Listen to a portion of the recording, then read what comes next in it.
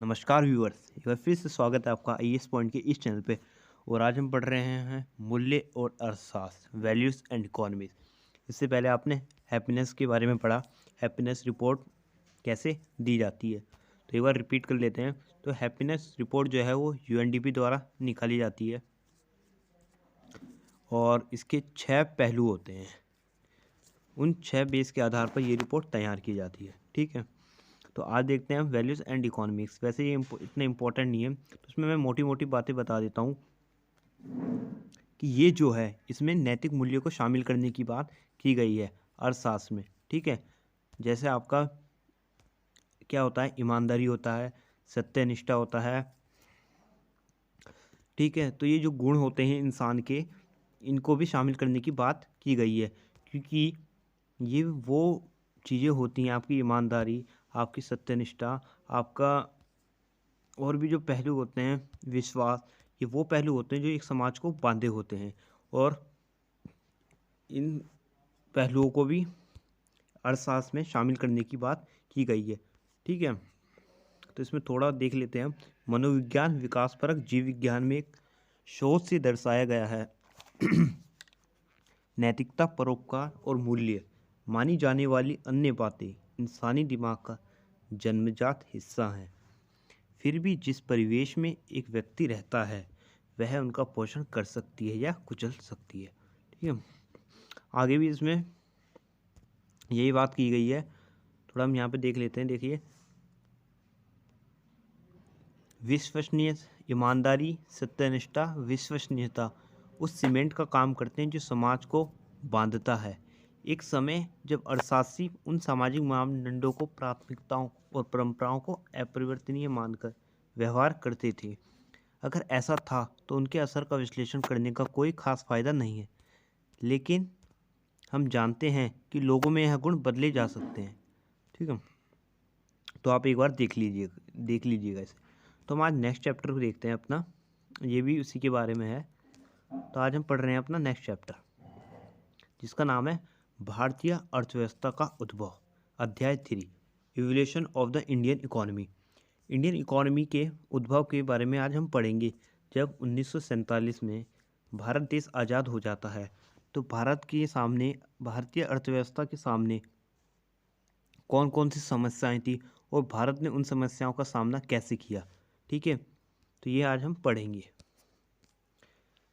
साल 1757 के बाद जब ईस्ट इंडिया कंपनी ने बंगाल का शासन अपने हाथ में लिया तो ब्रिटेन के पास भारत के साथ संबंध शोषणकारी हो गए, क्योंकि ब्रिटेन के निर्यात और चीन का अफीम के निर्यात के लिए पैसा बंगाल की कर आय से दिया जाता था। तो 1757 में जब ईस्ट इंडिया कंपनी ने बंगाल पर कब्जा, शासन कर लिया, तो आपको, अगर आप हिस्ट्री के स्टूडेंट हो तो उस नज़रिए से भी बता दूं, और इकोनॉमिक्स के नज़रिए से भी ये इम्पोर्टेंट है कि बंगाल वह पहला राज्य था जहां ईस्ट इंडिया कंपनी ने अपना शासन स्थापित किया था। तो 1757 में प्लासी की लड़ाई के बाद जब वहाँ के शासक को हरा दिया गया था अंग्रेजों द्वारा, तो उन्होंने फिर बंगाल पर कब्जा कर लिया। और ब्रिटेन के जो भारत के साथ संबंध थे वो शोषणकारी हो गए थे, क्योंकि ब्रिटेन का जो निर्यात था, ब्रिटेन और चीन के अफीम के निर्यात के लिए पैसा बंगाल की कर आय से दिया जाता था। ठीक है, इस बात के पर्याप्त सबूत नहीं है कि यूरोपीय तकनीक एशिया स्थानांतरित हुई होगी। चीन और भारत के अनुभव को बारी से देखने की जरूरत इसलिए है कि इन देशों में सन 1500 में एशिया की आबादी और जीडीपी का 3/4 हिस्सा था। ठीक है, तो इस अध्याय में आप पृष्ठभूमि, प्रथम चालक बल, कृषि बनाम उद्योग, नियोजित एवं मिश्रित अर्थव्यवस्था, सार्वजनिक क्षेत्र पर जोर, इन चारों टॉपिक्स को पढ़ेंगे। आगे देखते हैं हम। पहला आपका क्या टॉपिक है? पहला आपका पृष्ठभूमि, द बैकग्राउंड। स्वतंत्रता प्राप्ति के समय भारत की अर्थव्यवस्था बदतर स्थिति में थी। औपनिवेशिक अर्थव्यवस्था का सटीक उदाहरण होने के कारण भारत अपनी नहीं बल्कि औपनिवेशिक शक्ति यूके के विकास का कार्य कर रहा था। तो 1947 में जब भारत देश आज़ाद हुआ तो भारत की अर्थव्यवस्था बहुत ही बदतर स्थिति में थी। ठीक है। भारत के जो थी बेरोजगारी थी, गरीबी थी, निर्धनता थी, तो ये थी, ये सारी समस्याएं भारत के सामने थी। क्योंकि क्या होता था, जो ब्रिटिश लोग थे, जो ईस्ट इंडिया कंपनी थी आपकी, वो भारत को एक सप्लायर के तौर पे एक काम करती थी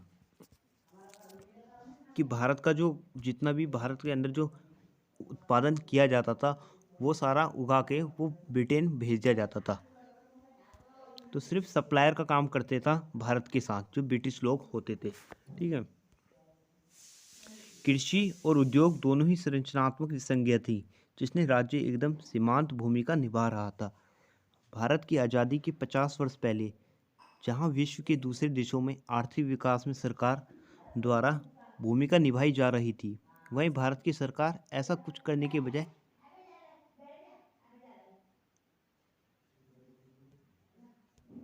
से निवेश योग्य पूंजी का न सिर्फ एक तरफा हस्तांतरण जारी था, जिसे धन निष्कासन ड्रेन ऑफ वेल्थ भी कहा गया, बल्कि रुपये के आसमान विनिमय दर के प्रचलन से भारतीय वाणिज्य, व्यापार और हस्तकरघा उद्योग को गहरी क्षति पहुंच रही थी।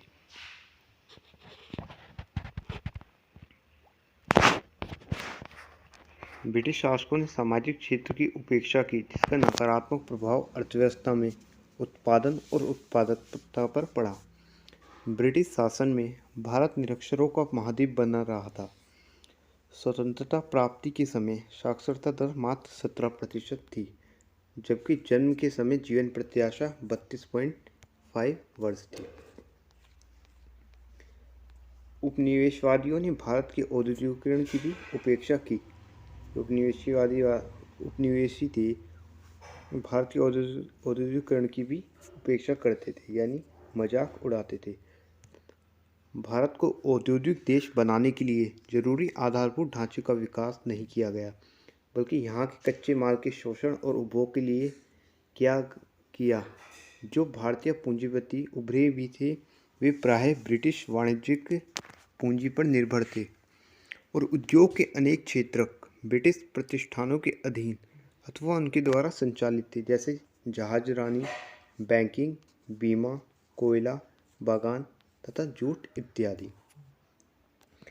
स्वतंत्रता से पहले का काल कुल मिलाकर ठहराव का वक्त था, जिसमें उत्पादन की संरचना अथवा उत्पादकता के स्तर में कोई परिवर्तन दृष्टाव नहीं था, यानी कोई भी अंतर नहीं था।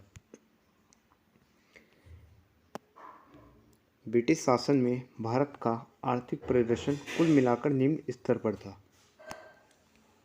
जो ब्रिटिश शासन था, उसमें जो भारत का आर्थिक प्रदर्शन था, वो बहुत ही निम्न स्तर पर था। आर्थिक सांख्यविद अंगस मैंडिसन के अनुसार 1600 से 1870 ईस्वी तक भारत में प्रति व्यक्ति वृद्धि दर 0 थी। 1800 से 1947 तक 0.2%, जबकि ब्रिटेन में 1% रही थी।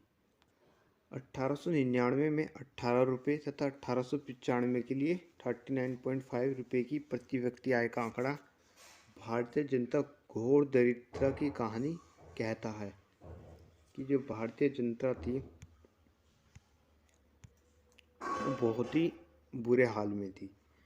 19वीं सदी के उत्तरार्ध तथा 20वीं सदी के पूर्वार्ध में बार बार अकालों तथा महामारियों से भारत की ब्रिटिश सरकार की सामाजिक आर्थिक जिम्मेदारियों के प्रति घोर लापरवाही प्रकट होती है, जबकि दूसरी ओर जनता की घोर दुख देने का अनुमान भी लगता है।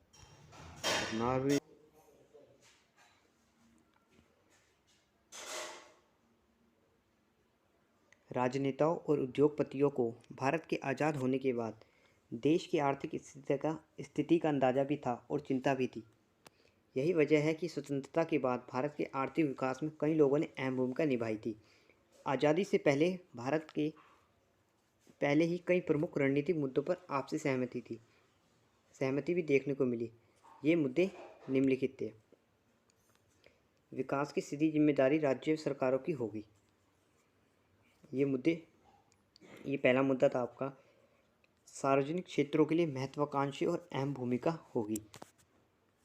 भारी उद्योग के विकास की ज़रूरत थी, क्योंकि जो भारत की अर्थव्यवस्था है वो बहुत बुरे दौर से गुजर रही थी। इसलिए भारी उद्योगों में विकास की ज़्यादा ज़रूरत थी। विदेशी निवेश के लिए उत्साह दिखाने की ज़रूरत नहीं।